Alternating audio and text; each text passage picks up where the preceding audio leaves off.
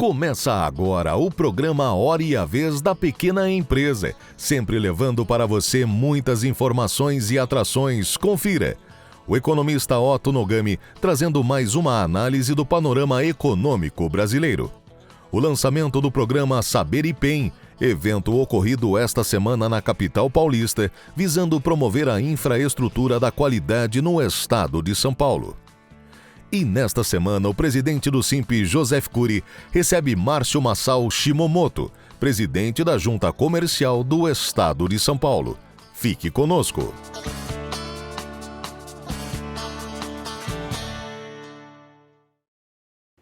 Recentemente, o IBGE divulgou a pesquisa industrial mensal referente ao mês de fevereiro e que apresentou uma queda de menos 0,3% na produção física. No acumulado em 12 meses, houve um crescimento de 1%. Esse 1% pode parecer alguma coisa interessante em termos de resultado, mas nós temos que levar em consideração que este aumento, no acumulado em 12 meses, é inferior ao crescimento vegetativo. O que isso significa dizer? Significa dizer que a produção física não está acompanhando o aumento da demanda. E à medida que não acompanha o aumento da demanda, isso impacta necessariamente sobre os preços. Ou seja, surge uma perspectiva de que os preços voltem a subir, ocasionando aquele famoso fenômeno chamado inflação. Um outro elemento que chama atenção é que, quando falamos do setor de bens de capital, a queda foi muito mais significativa nesse acumulado de 12 meses. Que apresentou uma queda de 9,4%. Então isso significa também que os investimentos no setor produtivo da economia, eles estão tanto quanto que comprometidos, porque afinal de contas não está havendo uma produção para acompanhar essa necessidade de se adequar à condição de produção e até mesmo ampliar essa capacidade de produção. Mais um elemento que pode eventualmente impactar sobre os preços da economia. Um outro elemento que também chama atenção nesse processo, além desse processo inflacionário, é que a indústria hoje aqui no Brasil, ela depende altamente de bens intermediários importados. Então, à medida que não temos uma produção necessária e suficiente para atender essa demanda da indústria, nós vamos ter que importar esses bens intermediários. Isso significa dizer que, dependendo da oscilação da taxa de câmbio, isso acaba impactando necessariamente sobre o preço do produto final. Mais uma componente que pode levar a uma elevação de preços na economia. Por outro lado, se nós considerarmos esse processo inflacionário, claro, a autoridade monetária, com a preocupação de dar uma arrefecida nessa tendência, ele tende naturalmente a elevar a taxa de juros. E a elevação da taxa de juros, como bem sabemos, acaba comprometendo ainda mais o desejo de investir do setor produtivo da economia. Um outro elemento também importante a ser considerado é que, à medida que você tem esse cenário instável, isso pode, de alguma maneira, acabar afugentando o capital estrangeiro, tanto o especulativo como o produtivo. E isso, então, vai impactar sobre a taxa de câmbio. E esse impacto sobre a taxa de câmbio vai fazer naturalmente com que a moeda nacional se desvalorize, também, mais uma vez, impactando sobre os preços na economia. Então, esse projeto que o governo está prestes a lançar para recuperar o setor produtivo da economia é extremamente importante. Porque, afinal de contas, esse setor ele é o responsável por oferecer bens e serviços necessários para atender os desejos da sociedade. Dentro desse cenário, vamos, portanto, torcer para que as medidas governamentais impactem efetivamente para a melhoria das condições de produção do nosso país.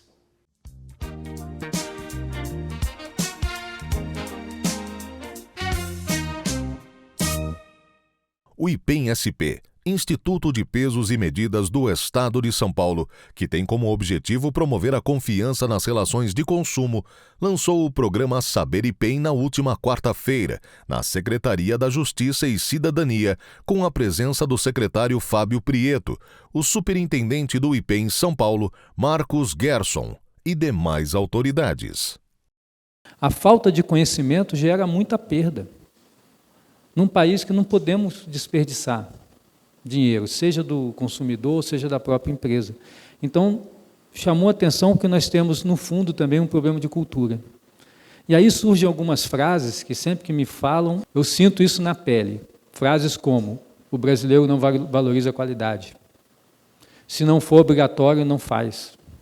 Se não tiver uma chancela do governo, esquece.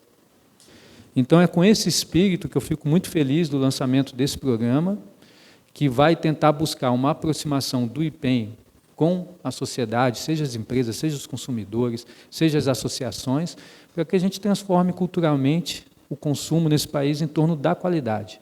Porque se nós exigirmos a qualidade em todas as pontas, o trabalho do IPEM vai ser facilitado, o trabalho do PROCON vai ser enormemente facilitado, das agências do Estado, do governo, dos produtores e assim por diante. Mas tudo passa por uma mudança de mentalidade e nós estamos empenhados em promover no que a gente consegue tomar essa iniciativa, para que a gente nunca tenha essa frase, o brasileiro não valoriza a qualidade. O brasileiro é um povo, o Brasil tem um povo fantástico, que só precisa de conhecimento e ferramentas para poder dar esse salto. E é um pouquinho disso que a gente vai tentar fazer nessa colaboração.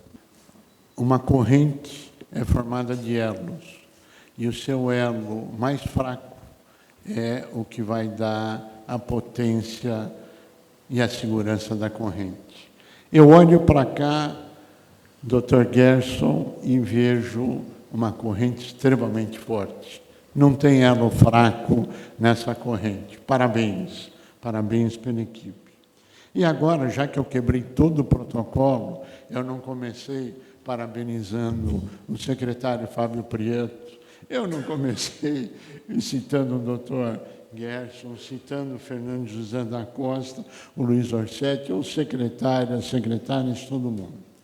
Mas eu queria dizer que hoje, na nossa avaliação, é um marco histórico, porque quem mais precisa desse conhecimento acumulado, quem mais precisa disso, é o empresário da microempresa. E aqui eu quero dizer por que do marco histórico. Superintendente Gerson, secretário Prieto. Isto é mudança estrutural importantíssima, porque está voltando os olhos para quem precisa. Qualidade é fundamental. E a mudança estrutural, e aqui eu ouso dizer, senhor secretário Fábio Prieto, se deve à sua escolha de uma equipe maravilhosa. Então, eu queria dizer que hoje, nós, que temos o privilégio de representar a micro e pequena, queremos dizer parabéns, doutor Gerson, pelo brilhante trabalho. E, mais do que falar, está aqui, a demonstração está aqui. E contra fatos não existem argumentos. Mas eu queria dizer que, sem o secretário Fábio Prieto, isso não aconteceria. Porque nas gestões anteriores, com todo respeito a elas, a visão era fiscalista. E hoje a orientação é orientativa, é parceria, é poder público, é setor privado, é empresa, é emprego, é crescimento econômico, é desenvolvimento. Contem com o Simples, contem conosco para levar todo esse conhecimento para a micro e pequena empresa. Quer dizer, hoje, uma das grandes questões do mundo é a disputa pelas cadeias produtivas. Não é? A gente está vendo aí o rearranjo do mundo, o reposicionamento das cadeias produtivas, os estados nacionais disputando para que sejam bases industriais, não é? Dos novos complexos que estão se formando, em grande parte da iniciativa privada, mas não só da iniciativa privada, e o Brasil precisa se colocar nisso. Não é? Infelizmente, não está se colocando bem, e o IPEM tem um papel importantíssimo nisso, repetindo aquelas pessoas dizendo, funcionários antigos do IPEM dizendo que antigamente as escolas visitavam o IPEM. Onde começa isso tudo? Começa sim na educação. Não é? Por isso, o governo do Tarcísio, nosso governo, no primeiro ano, mudou o currículo da educação. nós aumentamos as aulas de matemática e aumentamos as aulas de português. A nossa ideia é colocar essa questão do conhecimento de novo, que o Brasil já desenvolveu nos anos 60, nos anos 70, colocar isso de novo na regra do jogo social. Para isso, esse programa tem que funcionar, como foi dito aqui, já havia material produzido, mas a gente precisa produzir mais, precisa participar desse esforço do aumento do número das escolas técnicas, do ensino técnico profissionalizante, precisa dizer para essa moçada que está lá que existe um IPEM, que nós estamos introduzindo esse conceito das cadeias produtivas do mundo inteiro, que é a indústria da qualidade, que nós temos uma pessoa preparada na liderança, temos uma equipe antiga com mais de 50 anos aqui, e que a gente pode dar esse salto para frente. E isso é importante para o Brasil, para nós hoje aqui, mas, sobretudo, para o futuro do país. Queria também dar uma satisfação aqui para o Cury, porque semana passada ou retrasada eu encontrei o Cury em algum evento, e o Cury falou para mim, escuta, o Gerson lá, o pessoal do IPEM, está cheio de projetos novos, mas não tem dinheiro. E ideias novas sem dinheiro não funcionam, não é? Então, queria te dizer, Cury, que na sexta-feira a gente saiu de lá com o compromisso que o governador vai pôr dinheiro para viabilizar os projetos que estão aí no IPEM, e ele tem uma noção bastante clara sobre a função de vocês. Ele é um entusiasta disso, todo mundo sabe que ele é um engenheirão, né? Tem aquela cabeça de engenheiro, pensa como engenheiro, viveu como engenheiro, então ele tem uma visão profunda de todo esse processo no qual vocês estão inseridos, e ele foi bem enfático com a gente, comigo e com o Gerson, de que ele sabe dessa importância e que o IPEM vai ter verba para financiar os projetos dessa indústria da qualidade que o Brasil precisa, urgentemente. Nós estamos atrasadíssimos nisso, e nós vamos procurar avançar o máximo que a gente puder.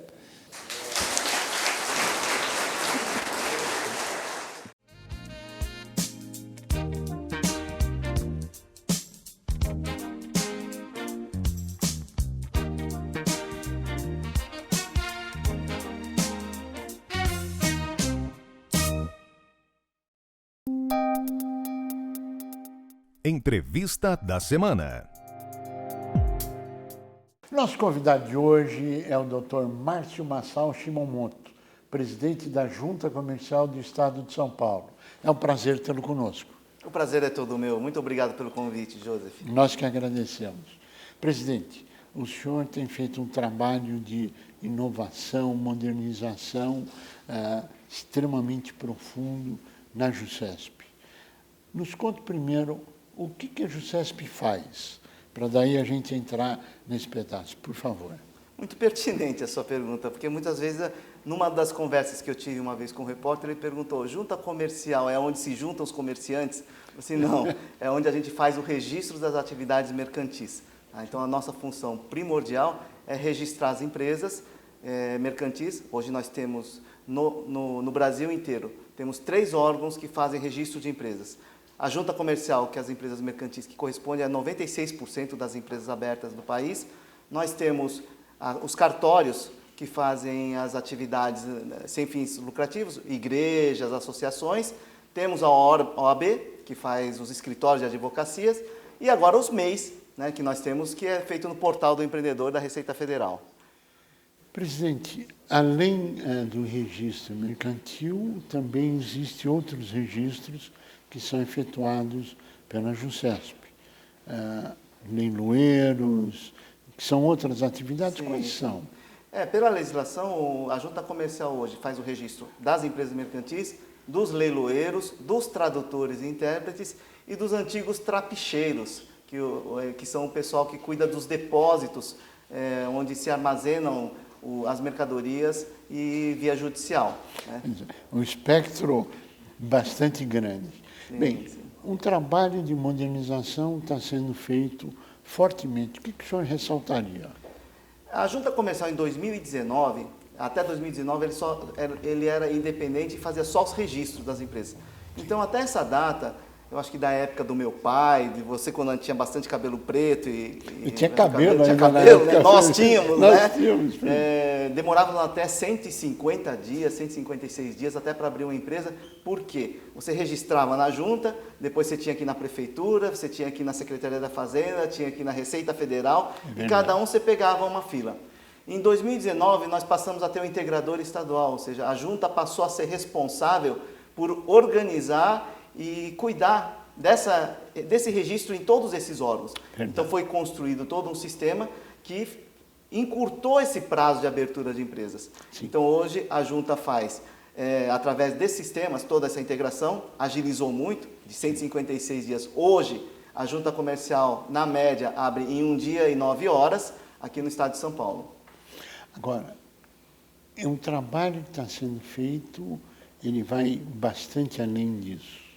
Ele vai para mais integrações, enfim, novas metas que o governador Tarcísio solicitou à Junta Comercial. Dá para nos contar esses objetivos, essas metas, por favor? Sim, o governador, quando eu fui convidado a ser presidente da Junta Comercial, através da Secretaria de Desenvolvimento Econômico, do Jorge Lima, que eu acho que o Jorge Lima já esteve aqui com vocês. Já teve, né? Já nos honrou com várias entrevistas aqui. Ele é o nosso secretário de desenvolvimento, a qual a Junta está vinculada, a Junta é uma autarquia, e ele falou, olha, nós temos uma meta, queremos abrir uma empresa em 8 horas. Tá? Estávamos, na época, ainda estávamos em 2 dias para fazer uma abertura de empresas. Precisamos abrir em 8 horas. O governador dá carta branca para você, o que tiver que ser feito, você faça para que a empresa possa ser aberta. Claro. Isso vai sistemas, vai os provedores de serviços, organização interna, fluxo, organograma. Ele deu liberdade para a gente fazer. Agora a gente vem trabalhando para que a gente possa organizar tudo isso e começar a desenvolver um sistema novo que vai fazer, além da integração, toda a parte legislativa, junto com a Secretaria de Desenvolvimento Econômico e o governador. Por exemplo, ele aprovou recentemente a Lei da Liberdade Econômica. Através da Lei da Liberdade Econômica, ele criou um comitê chamado Facilita São Paulo.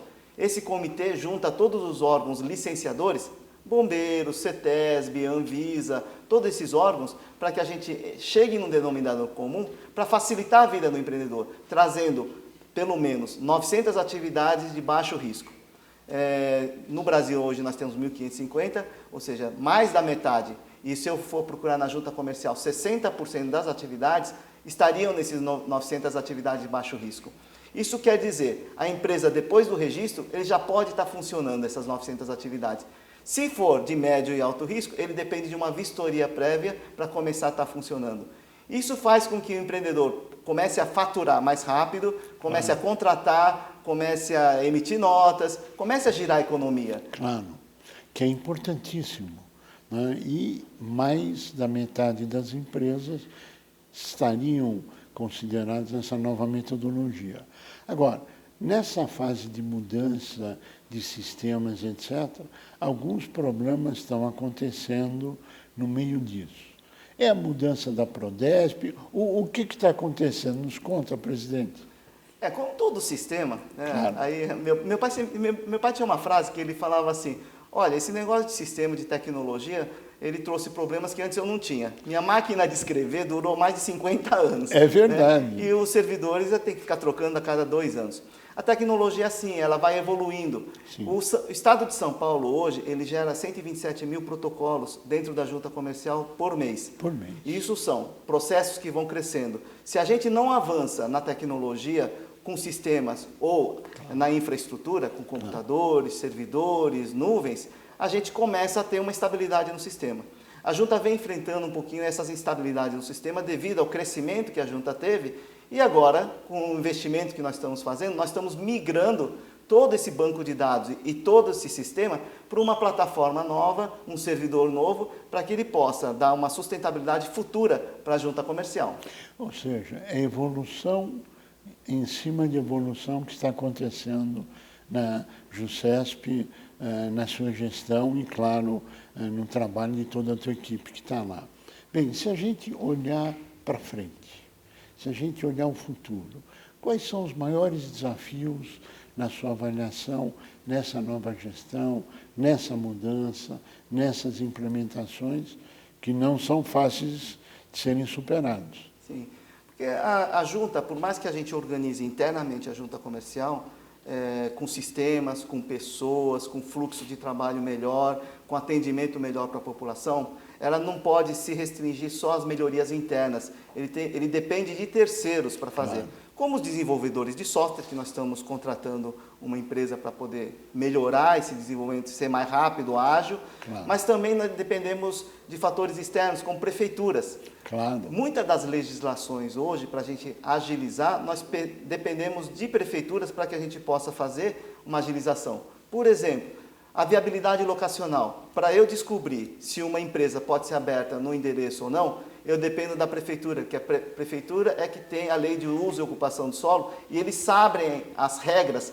para se abrir uma empresa. Se eu não tiver um sistema que automatize essa viabilidade, o meu tempo de abertura vai demorar. Claro. Então, a gente está conversando com 645 municípios para que eles venham para o Facilita, porque eles já trazem também junto, além da viabilidade, eles já trazem essas 900 atividades de baixo risco para os munícipes deles. Ou seja, aquele município ele vai ser conhecido como uma empresa, um município parceiro dos empreendedores e vai facilitar a vida do empreendedorismo. Claro. Então, dentro dessa visão, eu quero complicar um pouquinho, presidente. Nós saímos de uma pandemia. As relações empresariais, capital e trabalho mudaram no meio disso. Algumas empresas foram para home office, outras não foram, etc. E, claro, que a junta comercial está apta a fazer todas as mudanças, adequações de uma forma muito rápida. Como é que o senhor encara isso e os desafios pela frente? A junta comercial, na verdade, ela é um órgão de registro.